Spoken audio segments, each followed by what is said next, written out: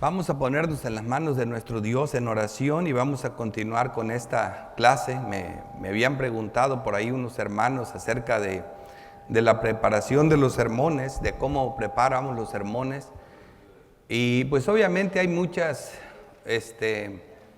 clases de homilética. Entonces cuando ustedes, si buscan por el internet, principalmente ahora, van a ir y van a encontrar homilética, pero nosotros vamos a hablar de homilética al estilo Reforma, y personalmente la forma en que nosotros, a la luz de lo que hemos visto, a la luz de entender bien quién manda en la iglesia, cómo es que preparamos un sermón. Pero vamos a orar. Padre bendito, Dios todopoderoso, Creador del cielo y de la tierra, te damos gracias, Santo Dios, por Cristo Jesús. Gracias por esa obra de amor, por la misericordia que has tenido para con nosotros. Te rogamos, Santo Dios, que tengas misericordia al concedernos, iluminar la mente, el entendimiento para poder estar atentos a tu palabra. Concédenos decir solo las palabras de Cristo y hacer todo bajo su autoridad. Te pedimos que nos ilumines, nos ayudes y nos bendigas con tu presencia. Te lo pedimos, Padre, en el nombre de Cristo Jesús. Amén. Bueno, cuando vaya a tomar la clase, hermanos, vamos a estar claros en una cosa. Cuando hablamos de homilética, no me puedo poner a dar la homilética, lo que yo creo, como yo pienso, según la Biblia de homilética, porque también cuando, como les dije, si tomamos en cuenta otras clases, para empezar, de la que ni voy a hablar, que desechamos por completo, tú puedes entrar al internet y buscar clases de homilética y te vas a encontrar unos cursos que se dan en iglesias como bautistas, iglesias arminianas o cualquier cosa, y vas a encontrar, bueno, lo homilético, vas a encontrar requerimientos como la imagen del pastor, la manera en que te conduces en el púlpito, tener un buen dominio del lenguaje, a tomar unas clases de voz, de cómo tu voz pueda, de la clase de volumen, cómo aumentarlo, bajarla, tiene que ver mucho con la ropa que te vistes, tu vestimenta, cómo te desarrollas. Conoce tu audiencia, tienes que saber llegarle a la congregación. Se recomiendan algunas clases de antropología, conocer la persona también, dice, pero tienes que tener psicología también, tienes que conocer a las personas. Se le llama psicología de masas. Aprende a conocer a las masas, a controlarlas, y dan unas clases importantes, cómo responden las masas al llamado de las personas. Entonces eso le ponemos una X completamente nosotros. Eso nada más le estoy diciendo para que digan, bueno, el pastor no habló de eso, porque eso es una caricatura, eso no es lo que estamos haciendo ahí. Ahora, ¿qué es lo que sí estamos haciendo ahí? Bueno, ahora les voy a traer una clase reformada, pero tampoco es la opinión que yo tengo en todo. ¿Por qué? Porque aquí vamos a hablar luego cuando hablan de homilética, en el bosquejo general, lo primero que aparece es que la predicación es positiva. Claro. Así que si vamos a usar un bosquejo general de mi clase, serían 3 puntos. Y no nomás la mía, de cualquiera que predique homilética. ¿Cuál sería? Bueno, que la predicación es positiva, ¿verdad? Una. Sería la otra que, ¿cuáles son los ingredientes o los puntos que debe de tomarse en cuenta un sermón? ¿Cómo abosquejar un sermón? Esa sería la otra. Y la otra, que como le dije, ¿qué se debe de preparar? ¿Cómo debo desarrollar mi mensaje? ¿Qué debo de preparar? ¿Cuáles son los sermones que debo de preparar? Entonces, todas esas cosas mejor las vamos a ver. Entonces, en esta clase que yo voy a traer, al mencionar ahorita, voy a leer un poco, es porque no es mío. Es una clase de lo que ellos piensan, pero entonces en esto yo encuentro como que la predicación tiene que ser siempre expositiva. Siempre. Y a las otras predicaciones las cortan por completo. Sabemos que, por ejemplo, Spurgeon fue un predicador textual en su mayoría, y lo reconocen como el príncipe de los predicadores. Y no estoy hablando de un hombre que no es reformado, estoy hablando de un hombre bautista, cuando los bautistas ni siquiera tenían que decir que eran reformados, porque todos los bautistas de ese tiempo creían las doctrinas de la gracia. Y igual ahorita hay iglesias en Estados Unidos viejitas, en pueblos muy pequeños, que sin ser reformados predican las doctrinas de la gracia. Entonces, luego tenemos a David Martin Lloyd Jones, de los antiguos, que que se considera uno de los hombres más expositivos. Pero te imaginas 14 años predicando Romanos, ¿me entiendes? O sea, años le tomó 3,000 y tantos sermones de Romanos. Pobrecita la congregación si tuvieran un solo pastor, ¿no? Y luego viene Pablo y dice que él está libre de la sangre de la congregación porque él predicó todo el consejo de Dios. Entonces, en esta iglesia, gracias al Señor, yo predico porciones 10, 15, hasta 20, hasta más versículos, pero lo menos a veces 3, 4. Se requiere, pero predicamos todo. Y el pastor Javier predica porciones más pequeñas, pero siempre vamos en, obviamente, predicaciones positivas. Entonces siempre cabe la pregunta, ¿qué debemos de predicar? ¿Qué debemos de hacer? ¿Cómo le hago yo en la congregación? Y de eso es lo que voy a tratar. Y me llama la atención, principalmente al tomar estas lecturas, que aquí lo primero que van a ver, la predicación es positiva, y eso se da, hay talleres que recorren todo el mundo, no Estados Unidos, hablando de la predicación es positiva. Y cuando hablamos de la predicación expositiva, yo no conozco a nadie más fiel del momento de hora para predicar expositivo que el fallecido doctor MacArthur. Él predicó expositiva toda su vida, porque muchos lo hacen y cambian, porque la predicación expositiva en no muy buenas manos suele ser aburrida y tediosa, ¿verdad? En no muy buenas manos. Pero entonces entran unos que dicen que predican expositivo, van con el libro, por ejemplo. Últimamente yo he oído pastores que son famosos, dicen, yo predico expositivo. Dice, hable su Biblia en Efesios, voy a predicar del 1 al 10. Y tú vas ahí, y 3 versículos del libro de Efesios no los menciona para nada. Y yo digo, pero me quedé con las ganas, yo siempre quise saber qué dice el versículo 3 de Efesios. Pero no lo mencionó, pero sí sacó un mensaje. Entonces él fue temático. Entonces, ¿qué predico? Esas respuestas quiero que se aclaren con esto.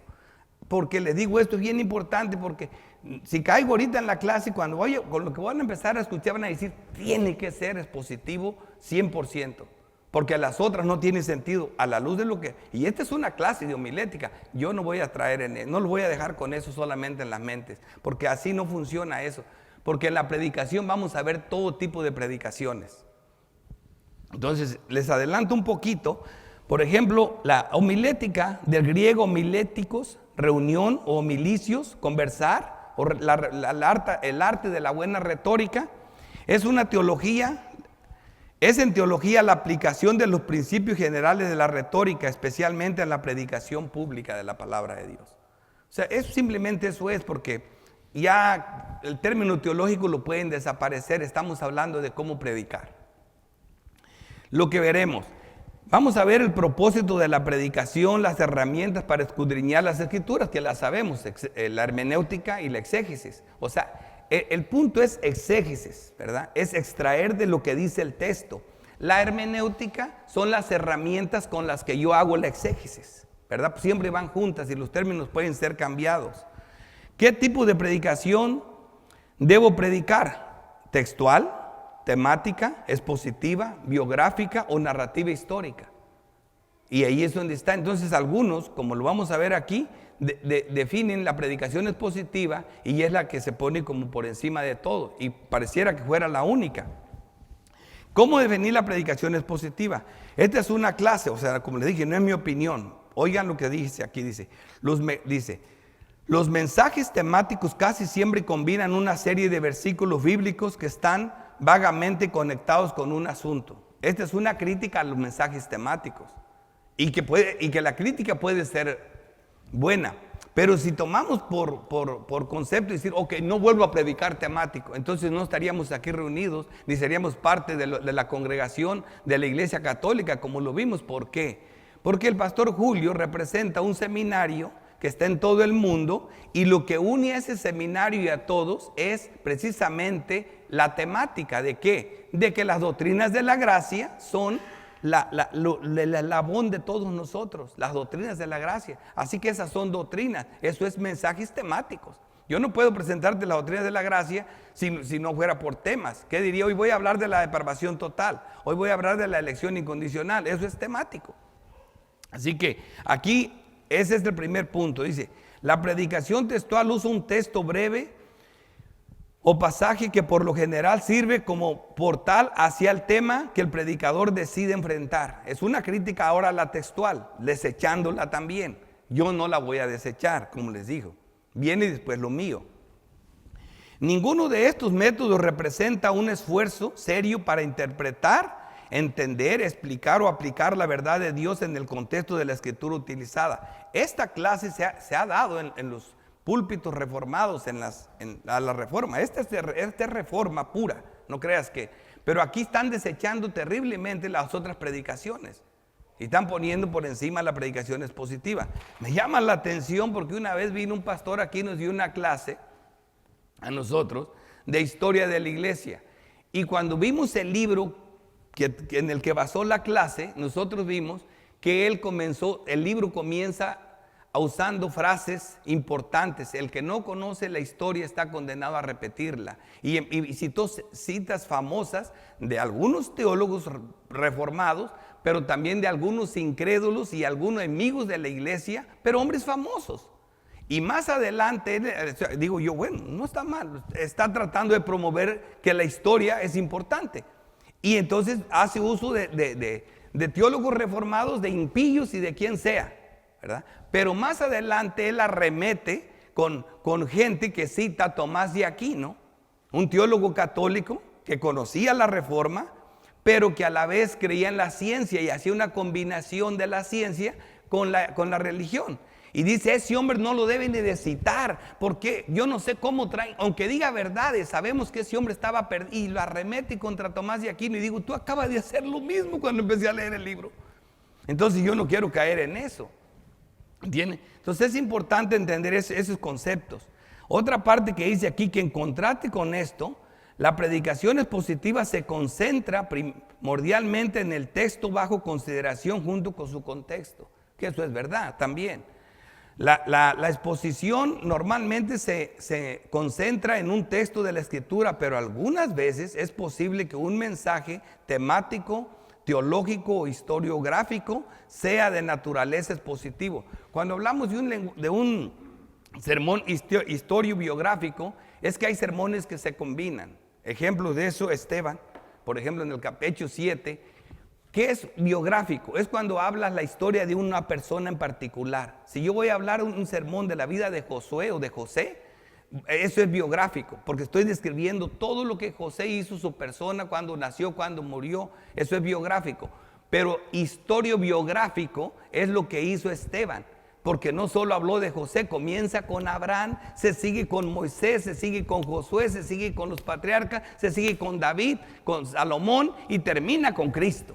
Es un sermón historiobiográfico y tremendo sermón predicó antes de morir el diácono. Entonces, sí hay sermones así. O como por ejemplo estaba viendo, por ejemplo, un sermón que Pablo predicó improvisadamente en Atenas. Cuando llega, le dicen, párate, háblanos. ¿Y qué hago? ¿Aquí qué, verdad? Y agarra, el título del sermón salió circunstancialmente, al Dios no conocido. Más de este les voy a hablar. Lo hizo para captar la atención de la audiencia y comenzar a predicar y presentarles a Cristo. De este Dios les voy a hablar, les presenta a Cristo de una manera circunstancial. Así que todas esas cosas no podemos caer en una regla así como básica. De esto debo de predicar y solamente de esto. Una forma de aclarar la predicación expositiva es identificar lo que no es. Y sigo con la idea de esta clase, ¿verdad? Está hablando de la predicación expositiva. Y estas son cosas que no es la predicación expositiva. No es un comentario de palabra en palabra, ni versículo en versículo, sin unidad, bosquejo o dirección dominante. Eso es serio. Porque si te pones a agarrar y a leer versículo por versículo la Biblia, no estás ilustrando nada. La predicación tiene un arte, tiene toda una formación. Así que eso no es. Segundo, no son comentarios erráticos ni declaraciones casuales acerca de un pasaje sin el trasfondo de una exégesis exhaustiva y un orden lógico. Eso es claro. Tiene que haber lógica, tiene que haber tiene que haber un estudio cuidadoso. Tiene que presentarse bien, como lo vamos a ver ahorita. Hacer una exégesis del texto. No es una mesa de sugerencias no es una masa de sugerencias desconectadas e inferencias basadas en el significado superficial de un pasaje que no se apoyan en un estudio profundo del texto. Eso tampoco es. Y no es una pura exégesis, independientemente de aun cuán erudito sea, si le falta un tema, una tesis, o un bosquejo o un desarrollo. Por ejemplo, tenemos la gráfica que vamos a ver más adelante, ¿verdad?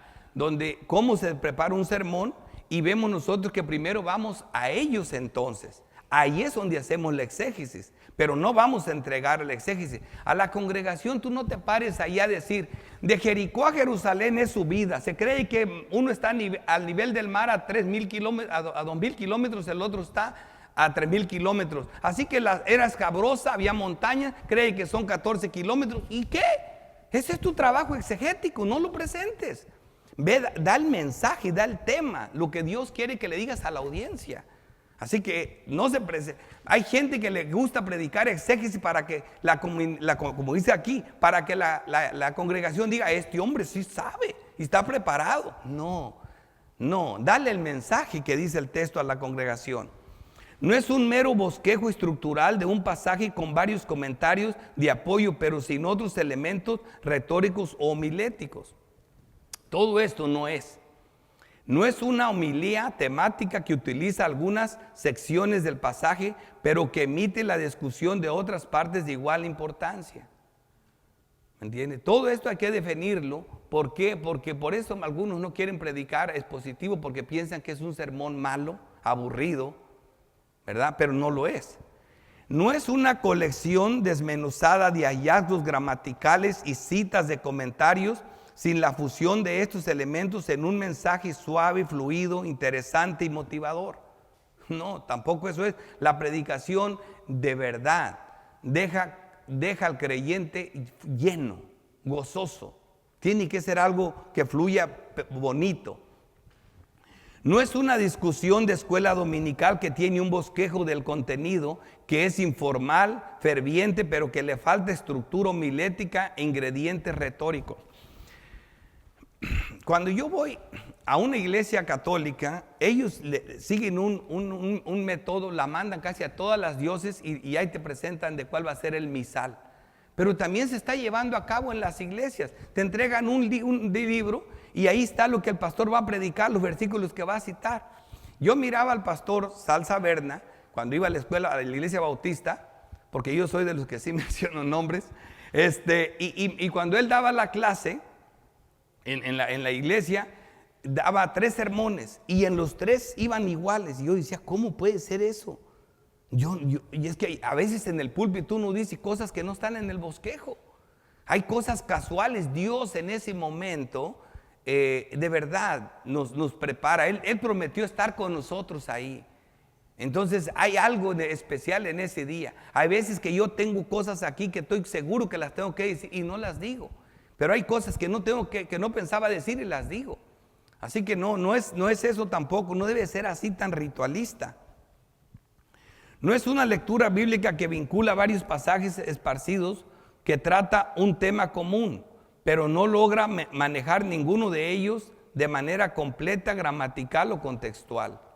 Eso es bien importante anotar. Y por último, no es la común charla devocional que se da en una reunión de oración que combina comentarios generales, declaraciones erráticas y sugerencias desconectadas y reaccionando personas en discusión particularmente. Es verdad, porque aquí nosotros tenemos 3 cosas que hacemos como congregación. ¿Qué hacemos?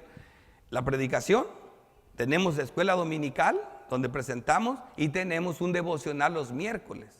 Ninguno de los 3 tiene las mismas características. Ninguno de los 3. Son totalmente diferentes. Y eso es lo que trata de decir aquí. No hagan lo mismo allá. Es diferente. Bueno, antes de continuar adelante, considere el grupo de palabras exponer, exposición, expositor o expositivo. Según el diccionario, una exposición es un discurso para presentar información o explicar lo que es difícil de entender.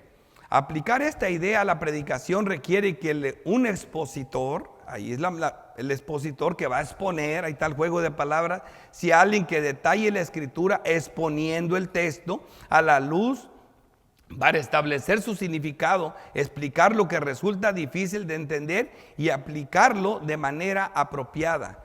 El entendimiento de Juan Calvino, que tenían muchos siglos de edad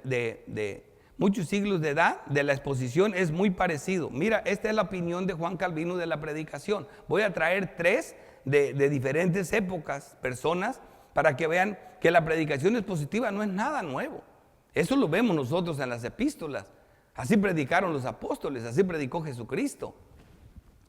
Primero que todo, Calvino entendía la predicación como una explicación de la escritura, que eso es lo que hacía Esdras, daba a entender lo que la palabra decía. La palabra de la escritura son la fuente y el contenido de la predicación, no el versículo. Abran sus Biblias en tal página y solo lo agarran como rampa para elevar el avión y salir con todas sus loqueras y sus ideas, y se olvidaron del texto. ¿Y el texto qué? ¿Para qué lo sacaste? Qué bueno que Calvino creía así, no por nada, era un teólogo excelente. Como expositor, Calvino introdujo a la tarea de la predicación toda la capacidad de un erudito humanista. Como intérprete, Calvino explica el texto buscando su significado natural, autónico y bíblico. Hay que sacarlo así como viene. Acuérdense, hermanos, que también el diablo saca palabras. En la tercera tentación de Cristo, Satanás va al Salmo 91 usando el versículo 11 y 12 fuera del contexto, ¿verdad? Porque dice, a sus ángeles mandará acerca de ti. No se entiende si no lees el versículo anterior y si lees el contexto de todo el capítulo, de todo el Salmo 91. El Salmo 91 tiene una unidad de pensamiento. Satanás sacó esos textos fuera de contexto, y eso es un problema que cada rato se comete. Entonces tenemos que ver siempre la contextualización. Contexto inmediato, versículos antes y después. Contexto más amplio, el libro de los Salmos. Contexto más amplio, todos los 66 libros de la Biblia. Hay una unidad de pensamiento en todo. Así que como Calvino explica la escritura palabra por palabra, así mismo aplica la escritura oración por oración a la vida y la experiencia de su congregación. Sí, vamos a orar con conocimiento para que nuestras oraciones lleguen al cielo, y eso solamente se busca en la palabra. Apenas el miércoles pasado que me tocó el devocional, yo tengo desde que comencé, claro, al principio busqué todas las oraciones que había en la Biblia para el devocional, luego di un libro de John Bunyan acerca de la oración, pero yo tengo del 2015, que fui ordenado pastor, prácticamente voy a tener 11 años, pero antes de eso prediqué como 3, 4 años, antes de ser pastor, y hermanos, les digo una cosa, después de lo poquito que hice afuera, llevo 170 devocionales en el Salmo 119, que son 170 oraciones, son 176 versículos, 173 son oraciones personal y solo 3 congregacionales. Y yo les explicaba en el miércoles cómo esa oración que yo les estaba dando recorría no solo las 5 versiones del Evangelio, porque yo digo que la Biblia es pentateuca en sí. Por ejemplo, Jesucristo hace una triple división del Evangelio completo, ¿verdad? La ley, que es el Pentateuco, los profetas, ahí está toda la Biblia, los libros poéticos, toda la Biblia, ahí están 3 divisiones. Ahí tenemos 3 veces el Evangelio, de una forma de ley, Pentateuco, de una forma poética, los Salmos, Proverbios, Eclesiastés, Cantares, todo eso, los 5 libros, y de una forma profética, los 17 profetas del Antiguo Testamento. Luego venimos al Nuevo Testamento, ¿y qué tenemos? Los evangelios, el cumplimiento de los otros que hablaron. Ese es el mero evangelio. Allá tenemos el protoevangelio en Génesis, acá tenemos el mero evangelio. Aquí ya tenemos 4 veces la misma historia, el evangelio. Y luego, ¿qué vienen? Las epístolas. Las epístolas, las 21 epístolas, hermanos, se convierten, como yo les digo, en los lentes doctrinales de toda la Biblia. Y yo les ponía un ejemplo el otro día. Si vamos a estudiar astronomía, necesitamos un telescopio. Si vamos a estudiar biología o química, un microscopio. Porque yo puedo estar diciéndote, mira lo que tiene la hoja, mira, tiene un núcleo, tiene mitocondrias, tiene la membrana interior, la membrana exterior, y tú dices, este está loco, yo no veo nada. Ven acá, mira por el microscopio. Oh, sí, todo eso está ahí. Bueno, hermano, tú no vas a ver nada si no te pones los lentes de las 21 epístolas para que puedas mirar todos los otros géneros literarios y encontrar lo que está ahí. Ellos tomaron los conceptos por Cristo, los extrajeron y los explican de una manera clara, como lo estábamos viendo en la clase del pastor Julio. Los apóstoles nos enseñan cómo hacer doctrina. Si no me vas a ver aquí con una mitra o aventando incendio por toda la iglesia, ¿qué es eso? No entendiste el proceso de la palabra. Entonces ahí es donde tenemos que tener claro eso nosotros. Ahora, vemos aquí que la exposición no se define tanto por la forma del mensaje como por fuente o el proceso mediante el cual se forma este mensaje. Ungir, o sea, se llama un meril, ungir, capta este sentido de forma intensa. Míralo cómo lo pone él. Todo esto es importante porque nutre nuestro conocimiento de lo que es la predicación expositiva. No importa cuán extensa sea la porción a explicarse, puede ser un versículo, o pueden ser 10 o 15, mientras que haya un tema, una unidad. Fíjate lo que él dice. Si se maneja de forma tal que se aclare el significado real y esencial, tal como existía en la mente del escritor bíblico particular, así como existe a la luz del contexto general de la escritura, que me encanta esta definición. De todas estas me encantó. ¿Por qué? Porque si no conectas tu mensaje con toda la Biblia, ese mensaje está en tu mente, pero no está en la mente de Dios. No puedes separar lo que Dios ha unido, es una real hermenéutica. Dice, aquí continúo, así como existe a la luz del contexto general de la Escritura y aplique a las necesidades actuales de aquellos que lo escuchan, podría verdaderamente decirse que eso es predicación expositiva. Sí, hermanos, una sola interpretación la que da Dios. La aplicación del mensaje, una es que, como voy a ver más adelante esas gráficas, tú lo puedes aplicar, sí, de diferentes formas, como lo hacían los puritanos, uso de consuelo, uso de exhortación, y tenían como 7 usos. Así que eso sí se puede, pero una sola interpretación, la que Dios da. Ok, realmente, continúo con lo que él cree, no es predicar acerca de la Biblia, sino predicar la Biblia. ¡Qué bueno! Eso me encantó. Lo que dijo el Señor es el alfa y la omega de la predicación expositiva. Comienza en la Biblia, termina en la Biblia y todo lo que interviene brota de la Biblia. La novena regla, la que tenemos bien clara nosotros para hacer doctrina, es que la Biblia solo se interpreta con la Biblia. Me encantó lo que dijo Julio hace rato cuando dijo que nosotros vamos a la patrística y vemos a los puritanos, y claro, qué bien que veamos los puritanos y los analicemos, hermano, pero ¿qué te ganas tú con eso? ¿Verdad? No, que yo en la patrística yo miré que lo que creía Ignacio y lo que creía Policarpo, el que tú quieras, y lo que importa es lo que creía Dios.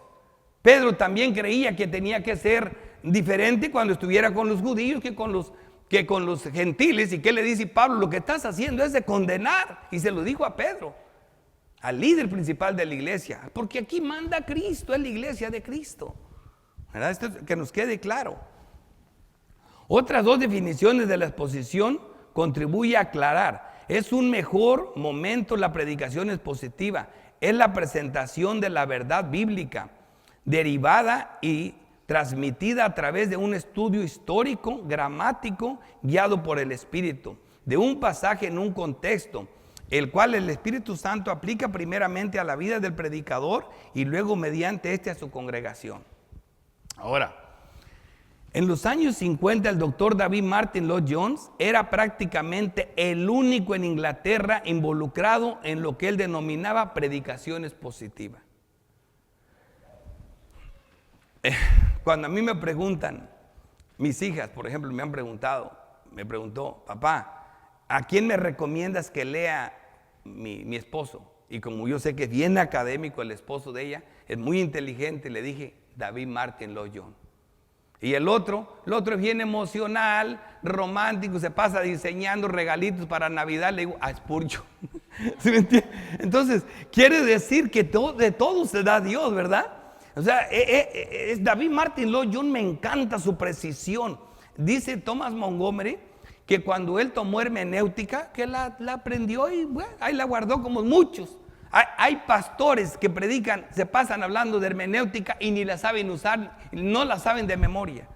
En cambio dice el doctor, que bueno, es un teólogo, del que estoy hablando, como que acabé. No, estoy hablando de Thomas Montgomery. Dice Thomas Montgomery que donde realmente él aprendió la hermenéutica es escuchando los sermones de David Martin Lloyd Jones. Dice que parecía regla número 7, regla número 3, regla número 2. Dice, ahí es que yo aprendí a usarla. Este hombre sí movía bien esas cosas. Es una persona muy inteligente, fue médico real de profesión y bueno, era asistente de los médicos que curaban a la reina de Inglaterra. O sea, el hombre era inteligente y realmente es una bendición tener todos sus estudios, pero no es una recomendación hacerlo. Imagínate yo que no dure los 14 años y no salga de Romanos, o 16 y me muero y ustedes van a saber solo de Romanos, pero Romanos es parte de las 21 epístolas de Pablo, ¿verdad? Y de los 66 libros de la Biblia. O sea que no podemos caer en eso tampoco. Aquí, entonces dice, para darle a la predicación tal designación, no era suficiente en su opinión, esto dice David Martin Lloyd Jones, que su contenido fuera bíblico. Los discursos que se concentraban en los estudios de palabras o que proveían un comentario ordinario y análisis de capítulos enteros podrían denominarse como bíblicos, pero eso no es lo mismo que exposición. Ahora, a mí esta explicación se me hace muy pertinente y me encanta. Dice, exponer no es simplemente ofrecer el sentido gramatical correcto de un versículo o pasaje. No, más bien es el establecimiento de los principios o doctrinas que se supone expresan las palabras. Hay que sacar el contenido doctrinal. ¿Qué Dios dice acerca de lo que se expuso ahora? ¿Cuál es el principio teológico de la predicación de este día? O los principios teológicos, porque a veces son más.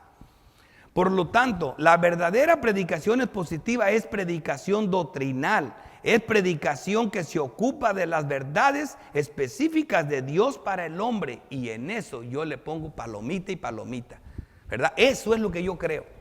Parte de lo que yo creo. Así que me encantó. Aquí tenemos 3 teólogos con una predicación, lo que es predicación expositiva, todos reformados, ¿verdad? Ahora veamos otros aspectos. El predicador expositivo no es uno que enseña sus estudios a otros. Es un embajador, un mensajero que presenta de forma autorizada la palabra de Dios a los hombres. Tal predicación presenta un texto y entonces considerándolo en todo momento, surge una deducción, un argumento y una apelación cuya totalidad compone un mensaje que lleva a la autoridad de la Escritura misma. Entonces, según ese entendimiento, la ejecución leal del oficio de la enseñanza requiere que el predicador sea capaz de decir con Pablo, pues no somos como muchos que medran falsificando la palabra de Dios, sino que considerando como delante de Dios, de parte de Dios, hablamos en Cristo Jesús. Eso es lo que vemos ahí. Así que en resumen, los siguientes elementos mínimo identifican la predicación expositiva. El mensaje halla su única fuente en la Escritura, que quede claro. El mensaje es sacado de la Escritura mediante una exégesis cuidadosa. 2, tercero, la preparación del mensaje interpreta correctamente la Escritura en su sentido normal y su contexto. 4, el mensaje aplica claramente el significado original de Dios, el original que Dios procuraba para la Escritura. Y 5, el mensaje aplica el significado actual de la Biblia. Eso nos debe de quedar claro. Un ejemplo en particular es la exposición de Jesús y de Isaías 61 del 1 al 2, donde dice, el Espíritu de Jehová, el Señor está sobre mí, porque me ha ungido. Jehová me ha enviado a predicar buenas nuevas a los abatidos, a vendar los quebrantados de corazón, a publicar libertad a los cautivos y a los presos, a apertura de la cárcel, a proclamar el año de la buena voluntad de Jehová y el día de venganza del Dios nuestro, a consolar a todos los enlutados. Cerró el libro y comenzó a predicar Cristo en Capernaum, en la sinagoga pequeña de Capernaum. Entonces, eso es predicar parte de la Biblia y predica el texto. Le dice, ¿cómo? Imagínate qué manera de aplicar un sermón. Nadie más va a poder hacer eso. Según puse el reloj y no lo prendí.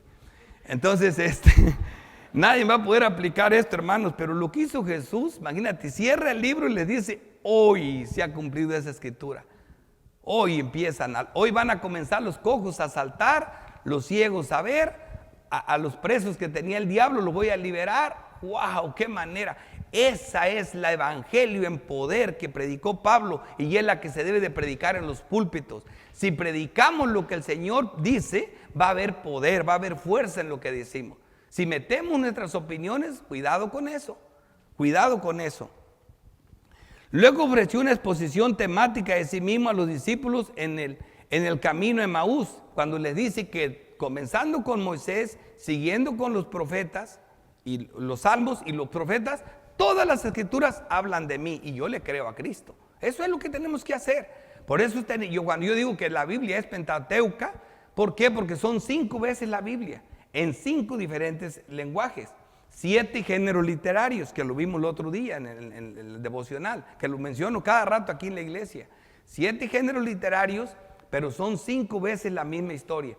Cuando Cristo llega es el cumplimiento de todo eso y la explicación de todo para poder ver lo que Cristo enseñó. Dice Cristo, tengo muchas cosas que les tengo que decir, pero por ahora es imposible que no las pueden. ¿Por qué? Porque no tienen el microscopio, no tienen las epístolas para ver lo que está aquí. Es imposible. Si no se ponen los lentes de la 21 epístola, no hay quien pueda.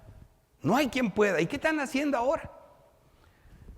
Les digo esto, hermanos, porque aquí a esta iglesia hemos tenido varias clases y la pregunta del millón que le hago a cada teólogo que nos da clases aquí, estoy hablando puro reformado, presbiterianos o bautistas, le pregunto, hermano, ¿quién interpreta a quién? ¿El antiguo al nuevo o el nuevo al antiguo?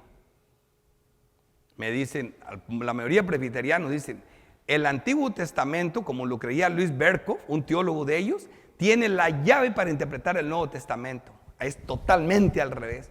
¿A quién en el Antiguo Testamento se le ocurrió que la roca que Moisés golpeó 2 veces, que tenía que pegarle una vez, era Cristo? A nadie se le pudo haber ocurrido eso. A nadie. Que la vida de Sara y Agar era una alegoría, una representaba el pacto de gracia y otra el pacto de obra. A nadie. Hermano, entonces vienen y yo les pruebo, yo puedo darte más de 500, porque hay más de 1000 citas en el Nuevo Testamento, interpretando el Antiguo Testamento. Yo puedo pasar meses probando este punto sin equivocarme. Y luego hay otros que me dicen, a veces es el nuevo al antiguo y a veces el antiguo al nuevo. Y la respuesta es, el Nuevo Testamento es el antiguo pero con un velo arriba. El Nuevo Testamento es el que le quita el velo. Solo con ese lente doctrinal puedes verlo, porque ni con lo que Cristo vino a cumplirlo. Los apóstoles tomaron los conceptos enseñados por Cristo, que esa es una de nuestras reglas que tenemos claras aquí, que las doctrinas, ¿verdad?, interpretan los evangelios y los 4 evangelios ilustran a las epístolas. Esa regla la creía Calvino, por eso era inteligente, y ya la han dejado. Vienen y hacen doctrinas del libro de Hechos, hacen doctrinas de milagros de Cristo, de parábolas, hacen doctrinas del Antiguo Testamento, de donde quiera sacan doctrinas y las llegan y se las ponen a la congregación. De cantar de los cantares vienen y le hacen doctrina. Es un manual de cómo tener relaciones sexuales. Es pura tontería eso. Hay que tener cuidado con eso. Ahora, hay otra definición aquí de Craig Boyce. Ha resumido muy hábilmente esta definición de la predicación expositiva. En resumen, la predicación expositiva demanda que mediante el análisis cuidadoso de cada texto dentro de su contexto inmediato y el medio ambiente al cual pertenece el libro, se utilice todo el poder de la erudición exegética y teológica moderna en nuestro tratamiento de la Biblia. Esa está buena. Eso tiene mucho que ver con lo que nosotros hacemos, el trabajo que nosotros hacemos. Por ejemplo, el apóstol Pablo nos dice en la palabra de Dios, principalmente en Corintios, que trata muchos de los temas casuales de la Biblia. Y dice, si decides dar a tu hija en casamiento, haces bien. Pero si decides no darle en casamiento, haces mejor. Eso es palabra de Dios. Bueno, tienes que entender que hay un contexto cultural diferente al que tenemos ahora. En los judíos, el niño sabía que mi papá es el que me va a casar. La niña sabía, mi padre es el que tiene la mejor decisión, yo voy a respetar lo que él me diga. Claro que se ponían de acuerdo, ¿verdad? En nuestra cultura no. En nuestra cultura puede llegar una persona a pedirte a la hija o a algo, tú le vas a decir, ya lo sabe mi hija, ya convénzala, enamórala. Y luego hablamos. O sea, la decisión la toma mi hija. Ahora, ¿cómo? Entonces esa palabra ya no tiene sentido para nosotros. Claro que lo tiene. ¿Cuál es? Si mi hija viene y me dice, papá, decidí no casarme, me siento bien como estoy, sirvo a Cristo, me siento con más libertad, le digo, hija, hiciste lo mejor, apóyala. No, vas a hacer la vergüenza a la familia, la solterona, yo quiero nietos si te me casas. Eso no es lo que, ¿ve? Eso es lo que está diciendo el texto. Entiende el principio teológico de lo que Pablo dice. Y eso solamente tomando en cuenta el contexto histórico, contexto cultural, contexto religioso, que son cosas que se aplican solo para las epístolas. Importante entender eso. Así que eso lo tenemos que tener en cuenta cuando preparamos un sermón. Otra, siguiendo con lo que piensa este mismo Craig Boyce, dice: el objetivo no es que el predicador pueda exhibir toda su erudición en el púlpito. Me encanta, ¿ves? No prediques exégesis para que te vean que eres erudito, ni empieces a citar a medio mundo para que vean que lees mucho. Dice, más bien es que pueda hablar fielmente en base a conocimiento salido de su texto y se suba al púlpito como al menos obrero que no tiene de qué avergonzarse, que traza bien, dice que usa bien la palabra de verdad. Me encanta cómo lo dice la versión 1.9 de la misma Reina Valera, que dice que traza bien la palabra de verdad. Usa bien, traza bien la palabra de verdad. Es conectando lo espiritual a lo espiritual, entendiendo bien que no separemos lo que Dios ha unido. Tu mensaje no solo no tiene que contradecir las doctrinas. Cuando se hace una reflexión teológica de tu sermón, porque hay que hacer una reflexión teológica, todos dicen, tiene que estar Cristo en tu mensaje. Claro, si Cristo dijo que todas las escrituras hablan de Él y no aparece en tu mensaje, ¿qué predicaste? Nada. Cristo tiene que estar ahí. Segunda, en la reflexión teológica, obviamente tiene que ser cristocéntrico. Segunda, ¿consideraste la analogía de la fe? El conjunto de doctrinas que componen nuestra fe, porque si en un domingo vas a predicar una cosa y al domingo que viene te estás contradiciendo en el púlpito. Hay que entender eso te tiene que entender como lo dice aquí. Hay que nos quede claro eso. En este punto debe entrar en juego toda la capacidad como artífice. Debemos saber que la exposición fiel de un texto no produce por sí misma un sermón efectivo. No, hermanos.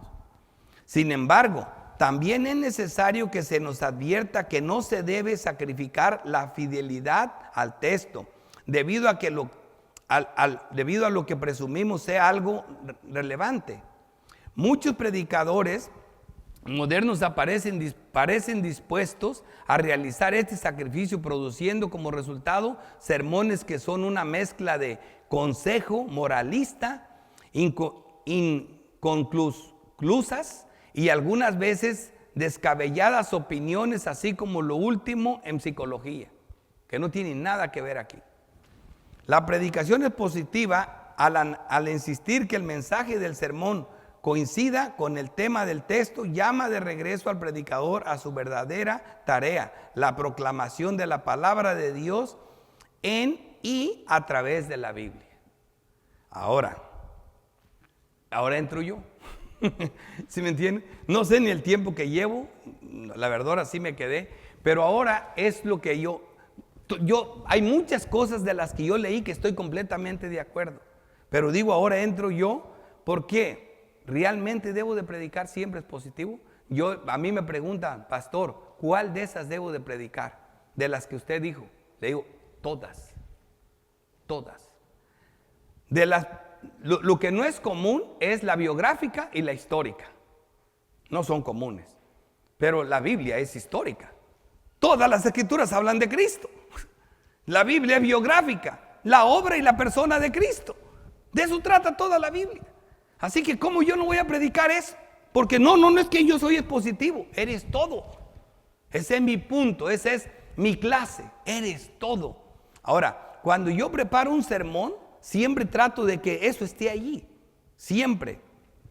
Ahora vamos a ver. Ahora mi propio estudio de la homilética comienza porque la predicación es positiva. Y la respuesta porque la Biblia dice que así debe de ser. Para poder entender la lectura y dar el sentido al texto. Ahora veremos lo que la Biblia dice de cada una de las diferentes formas de predicación. La palabra de Dios. ¿Por qué yo predico expositivo? Porque la Biblia lo dice. Por ejemplo, aquí tenemos el texto más famoso cuando hablamos de predicaciones positivas, Nehemías 8, en el Antiguo Testamento. Y aquí dice, y los levitas, y ya da el nombre de todos, que mejor ni los leo, hacían entender al pueblo la ley, y el pueblo estaba atento en su lugar. Hacían entender al pueblo la ley, pero el versículo 8 es el que tiene la palabra más importante. Y leían en el libro de la ley de Dios, o sea, el evangelio, la palabra de Dios, todo eso estaba en el Pentateuco, claramente dice, ¿ves? Leían el libro de la ley claramente, y aquí viene, y ponían el sentido de modo que entendiesen la lectura. Eso tiene que salir de los púlpitos. Leer y darle a entender al pueblo para que entiendan la porción que está predicando el pastor. La gente se tiene que ir con un mensaje de la porción que decides predicar. Tu texto puede ser un versículo, pueden ser 15 o 10, o puede ser un libro, pero tienes que dar un mensaje. ¿Y por qué debemos predicar? Todo el consejo de Dios. Mateo 5, 17. No penséis que he venido para abrogar la ley y los profetas. No he venido para abrogar, sino para cumplir. Porque de cierto os digo que hasta que pasen el cielo y la tierra, ni una gota, ni una tilde pasará de la ley hasta que todo se haya cumplido. Eso es en labios de Cristo. Ahorita lo traigo ya en las epístolas. Si Jesucristo le puso cuidado a cada tilde de la ley, todo tiene que ser cumplido.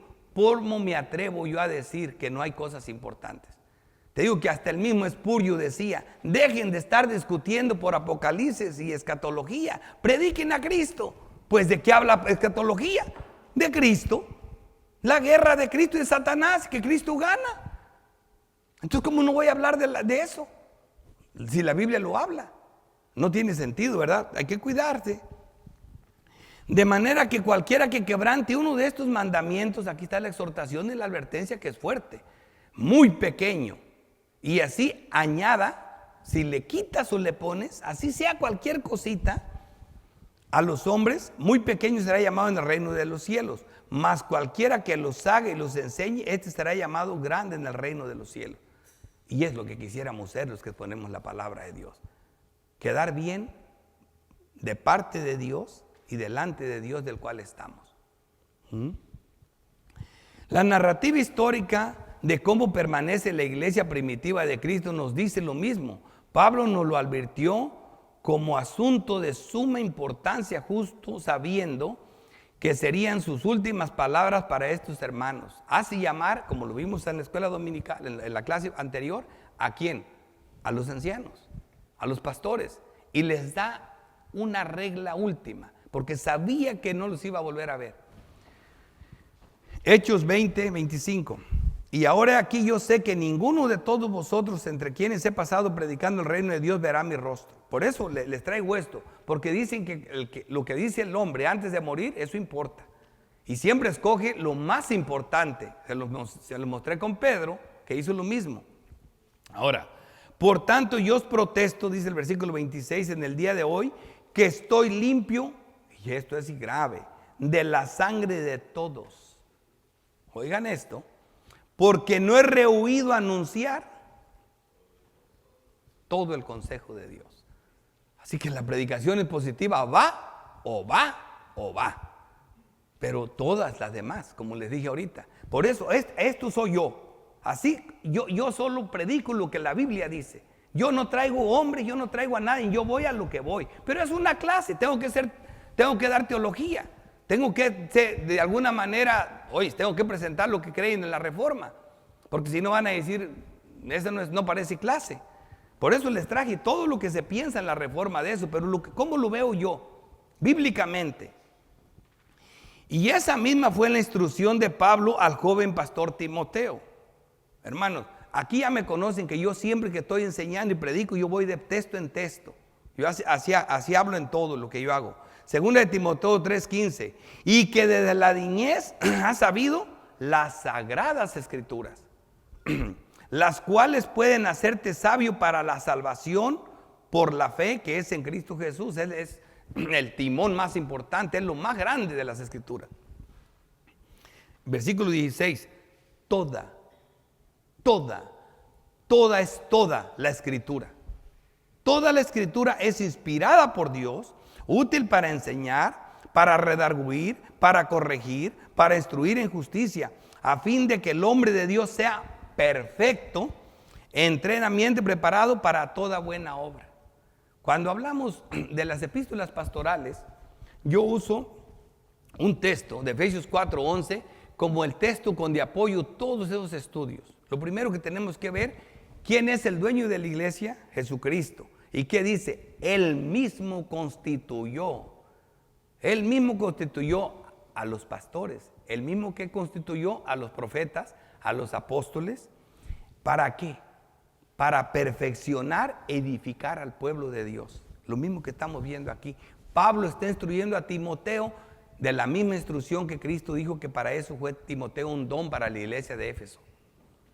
Timoteo, tienes que perfeccionarlos. Toda la escritura va a ser útil para ti. Así que no podemos dejar de predicar. ¿Por qué somos expositivos en esta iglesia? Porque la Biblia dice que así sea. No porque me convencieron los talleres de exposición expositiva que andan por todo el país. Porque si así fuera, entonces ya no predicara nada más que eso. Y como van a ver ahorita que aquí se predica de todo. Segunda de Timoteo 4:1. Te encarezco delante de Dios el Señor Jesucristo, que juzgará a los vivos y a los muertos en su manifestación y en su reino, que prediques la palabra, que instes a tiempo y fuera de tiempo, redarguye, reprende, exhorta con toda paciencia y doctrina. Hace rato le comentaba a una hermana de este texto y ahora lo voy a explicar. Este texto lo ponen para llegar a frente de una michoacana, de una tienda, de una H-E-B, y empiezas a predicarle a todo mundo. Este está loco. No, que la Biblia dice que tú predicas la palabra a tiempo y fuera de tiempo, les guste o no les guste, y empiezan como locos a hablar tonterías. Eso no está diciendo ese texto. Primero, eso que están haciendo ellos no están predicando la palabra. Primero aclaren cuál es la diferencia entre predicar la palabra. Para predicar la palabra son los pastores los que predican la palabra. Predicar el evangelio, todos nosotros y también los pastores.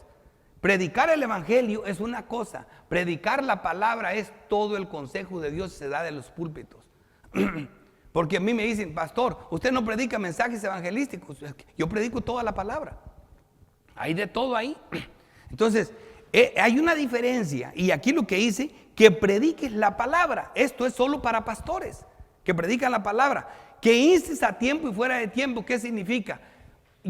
Si hoy tengo un sermón y voy a hablar de que Dios bendice grandemente a los hombres y que al final de cuentas a los que buscan el reino de los cielos y su justicia, Dios les da todo lo demás por añadidura. Y encuentro que algunos que estaban pobres ahora están muy bien. Y dicen, wow, ese sermón me llegó, tuvo a tiempo para mí. Pero hay otro aquí que está pasando por una ruina y dice, no hombre, ¿qué es verdad? Eso no es verdad. Eso es a tiempo y fuera de tiempo. Yo no tengo que preguntar a la congregación. Uno de los que traza las mejores gráficas de los sermones, de David Earn, que vamos a ver más adelante de predicaciones positivas, que ese hombre es un referente en ese tema. ¿Y sabes qué es lo que no me gustó de él? Dice que cuando ya vayas a aplicar el sermón a la congregación, conoce a tu congregación. Cuando ya apliques el sermón, dice, es positivo, que tengas el tema, acuérdate que si ahí está Mark, que está pasando por problemas económicos, y que si ahí está Karen, que acaba de pasar por un divorcio, y que si ahí está Henry, que tiene depresión, y que ahí está la señora Mari, que sus hijos están en drogas. Trata de darles a todos algo para que todos se lleven algo. ¿Qué es eso? Esto dice a tiempo y fuera de tiempo. La palabra, tú aplica lo que el mensaje dice. Ya te tocará otro día que te da donde te duele, ¿verdad? Pero la palabra debe de ser importante toda, porque es la palabra de Dios. No tenemos que llegar aquí buscando las necesidades. Me gustó, este sermón sí me tocó. I'm sorry que el otro no te tocó, pero es la palabra de Dios. Así que eso significa aquí toda la escritura.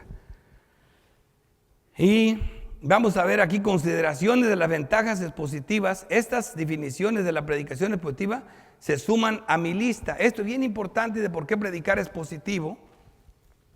Si quieren me recuerdan el tiempo. ¿Alguien que se fijó? Como en mi tiempo, porque yo sí me perdí. ¿Cómo cuándo empezamos? Ya llevamos 50 minuticos. ¿Ya? No, pues ya. Pero voy a dar esto, luego me quedo ahí con lo que sigue. Mira, estas distinciones de la predicación expositiva se suman a mi lista. La predicación expositiva logra mejor la intención bíblica de la predicación, que es presentar puro el mensaje de Dios. Eso está claro. Con esto estoy concluyendo en cuanto a la predicación expositiva. Ya mi opinión clara. La segunda, la predicación expositiva promueve la predicación bíblica con autoridad. La verdad, hermanos, cuando yo comencé a preparar sermones, yo no tenía valor por nada. De cada cosa que dijera la tenía que haber creído otro reformado. Decía, no, ¿cómo me atrevo yo a creer que yo encontré algo? No, por mí, no, yo no lo voy a hacer. Me acuerdo que una vez predicando el Evangelio de Juan, en el capítulo 2, decía ahí que la segunda purificación del templo, porque hubo 3, otros dicen que son 2, y yo dije, no, pero es una sola vez. Lo que pasa es que los hipnóticos, Mateo, Marcos y Lucas, lo presentan al final del ministerio de Cristo, y Juan comienza en el capítulo 2. Entonces dice, no, esta es la segunda purificación. Pero dije, en todas pasó igual, volcó las mesas igual, dijo las mismas palabras. Pero entonces me puse a buscar todo mundo, a todos los teólogos reformados. Yo siempre tomaba referencia, iba con MacArthur, con R.C. Sproul, a Sugel, a todo mundo, y empecé con Calvino y con todos, y nadie me daba por mi lado. Y yo estaba convencido por la Biblia que ellos estaban equivocados. Y le digo a Javier, ahora sí que estoy en un dilema grande. Siento que voy a decir lo que no creo, porque la Biblia me dice que es una sola. Pero no encuentro apoyo en ningún teólogo. Ahora sí que me voy a tener que decir eso. Pero me dio una página de comentarios bíblicos, y en esa página que me dio él, me puse a buscar y que me encuentro a Pink, que tenía un comentario de eso. Y Pink dice 7 puntos para probar que es una sola purificación del templo. Y dije yo, wow, ahora sí fusílenme con Pink con autoridad. Pero esa no tiene que ser mi autoridad, sino la que la Biblia me da cuando esté enfrente. Ahora no, ahora le creo a Cristo. Ahora sí puedo predicar un sermón y sé que si Cristo lo dijo, con toda autoridad lo hago. Y si no, que el Señor me lo demande. Pero esa es la autoridad que tiene la predicación expositiva. Esto es lo que el Señor dice, aunque a mí me mate esa palabra. Tengo que decir lo que Dios dice. Esa es la diferencia. Así que cuando estés predicando un sermón, concéntrate más en lo que la Biblia dice. Lo dice aquí, predicación expositiva logra mejor la intención bíblica de la predicación, que es presentar puro el mensaje de Dios. Luego, la predicación expositiva promueve la predicación bíblica con autoridad. Yo decía, esa es arrogancia. No, cuando tú estás convencido de lo que la Biblia dice, di lo que Dios dijo. Se necesita de nuevo valor para decir lo que Dios dijo, porque no siempre nos va bien diciendo eso. La predicación expositiva magnifica la palabra de Dios. Eso es lo más glorioso, y no la del pastor. La predicación expositiva desarrolla al pastor como un hombre de la palabra de Dios, que así quisiera que me recuerden toda la vida. La predicación expositiva asegura los más altos niveles de conocimiento bíblico para el rebaño. Sí, hermano, porque no hay nada en la Biblia que yo no diga. Yo presenté Apocalipsis y buscaba otros pastores. Sí, sacaban, extraían mensajes, sacaban un tema de eso, pero no iban versículo a versículo, porque hay versículos que de verdad dice uno, ¿y este con qué se come? Como por ejemplo en Apocalipsis capítulo 13, dice que la mujer y Satanás aventó un río para que tragara a la mujer. Y la tierra abrió la boca y se comió el río. A ver, ¿verdad? Y dije yo, esto lo voy a predicar. Y les voy a decir bíblicamente lo que ese texto dice. Porque si no, no estoy siendo expositivo. No estoy magnificando la palabra de Dios. Y yo no dejé nada. Porque cuando yo llegué a la iglesia, el pastor decía, abran la Biblia en tal versículo, a tal versículo. Y yo decía, ándale, ahí está en medio, ahí está el texto que nunca he entendido. Ahorita lo voy a entender, ni lo tocaba siquiera. Dije, eso no lo voy a hacer. Y me pasó con Spurgeon, el hombre que me metió a la reforma, porque dije, donde ese hombre predique, ahí voy a estar yo. Sin embargo, Spurgeon me desilusionó. ¿Por qué? Porque él sí entendía, él conoce toda la Biblia y la conocía. Era un lector increíble. Sin embargo, en sus sermones era textual y solo repetía una palabra ahí, una palabra, la conectaba con la Biblia, pero no exponía la forma expositiva como vemos aquí. No digo que no sabía, ese hombre yo creo que sí, pero no era su estilo como el de David Martin Lloyd Jones. Ok, la predicación expositiva obliga al tratamiento de textos difíciles de interpretar, justo lo que les estoy diciendo. No le sacamos la vuelta al texto.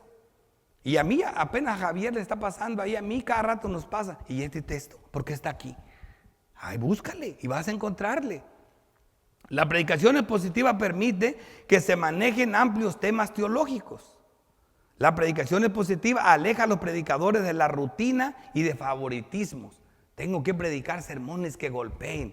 Spurgeon iba a leer la Biblia hasta que encontraba un sermón que hacía el boom y decía Eso no es así.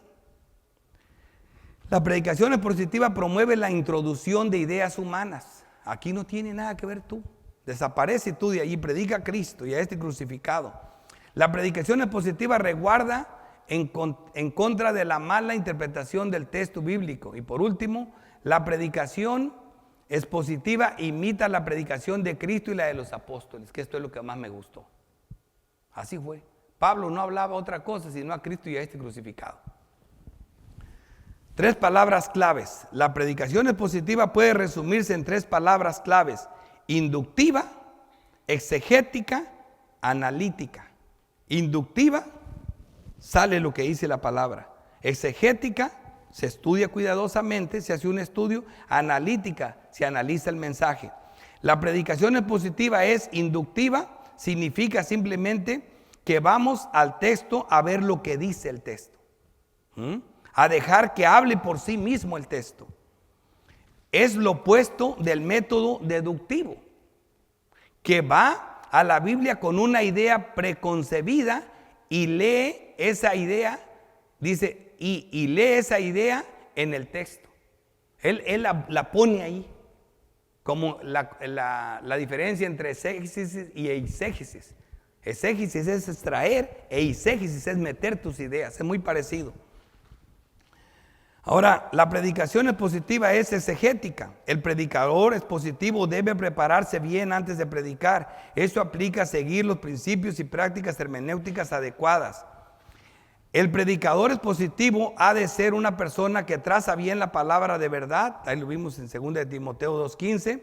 La predicación expositiva es analítica, se acerca a la palabra de Dios inductivamente, la estudia exegéticamente y luego la aplica analíticamente. Esto es hermoso.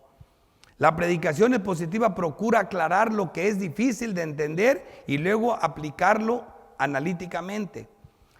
El análisis en la predicación busca aclarar lo que es difícil de entender en un pasaje. Abre la palabra y saca a la luz los significados y las aplicaciones menos obvias que contiene. Y hasta aquí termino con lo que es la predicación expositiva. Luego vamos a ver temáticas y en las otras clases para que vean ustedes que yo al último voy a resumir cómo yo incluyo todas en una predicación. Parece que no, pero sí, ya se los explicaré. Si tienen alguna pregunta, si me queda un poquito de tiempo, hay que contestar algo. Sí, buenas tardes. Buenas tardes, mi hermana. Hermano, yo quería que si por favor me podría explicar lo que dijo de que a veces predicando, quizás no sé cómo hacer la pregunta, pero que algunos nos va a hablar y algunos no. Bueno, a veces toca que la predicación, el mensaje que estoy dando, usted tiene una necesidad y justo ese mensaje se acopla a su necesidad y sale feliz porque Dios le dio la respuesta. Pero a veces ese mensaje, lejos de darle al clavo a su necesidad, parece que la ataca a usted. ¿Sí me entiende? Eso es a tiempo y fuera de tiempo. No siempre la palabra de Dios es. Mire, le voy a poner un ejemplo ilustrativo, porque yo siempre agarro las ilustraciones de la Biblia. Cuando el rey Josafat fue a visitar a Acab, un rey de Judá, un rey bueno Josafat, Acab un rey malvado, pero eran amigos, porque en el fondo Acab tenía su fe, pero era un impío. Entonces Acab le dice: yo voy a hacer la guerra quiero recuperar Ramot de Galá porque nos pertenece de los asirios y quiero que vayas a la guerra conmigo. Y le dice: sí, yo voy, mis hombres son como tus hombres, yo soy como tú, vamos a la guerra. Y le dice: mira, tengo 400 hombres, profetas, que profetizaron de parte de Dios que vamos a ganar esa guerra. Y Josafat lo regresó a ver, dice: yo aquí no conozco a ninguno, aquí no hay ni un reformado. Vamos a pensar así. Y le dice: no hay un hombre de Jehová, un profeta de Jehová que yo quiero consultar, que nos diga.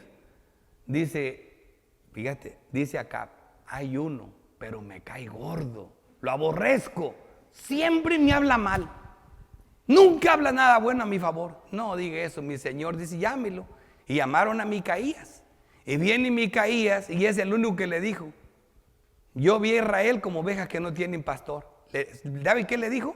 Vas a ir a la guerra y te matan. Se queda todo este pueblo sin rey. Y te dije que él siempre me aborrece, siempre dice cosas malas. ¿Cómo quieres que te hable bien la palabra si siempre vives mal? ¿Me entienden? Solamente los púlpitos esos de la prosperidad te van a seguir la corriente, te van a dar todo lo que tú quieres. La palabra de Dios tiene que predicarse como es, te golpee o no te golpee. A veces si vives bien, para Josafat era una buena palabra, para acá fue muerte. Para Josafat fue a tiempo y para acá fue fuera de tiempo. Es una explicación. Bueno, vean que las preguntas son importantes, se aclaran, que le quedó bien claro, ¿verdad? Con la explicación. A veces uno diciendo todo esto no lo dice tan bien.